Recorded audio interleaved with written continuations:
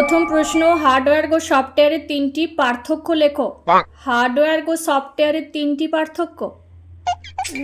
Hardware সফটওয়্যারের তিনটি পার্থক্য কি হবে?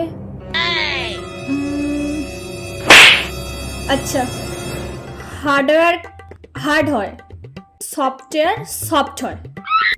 একটা তো হলো, তিনটে আরও দুটো লিখতে বলেছে।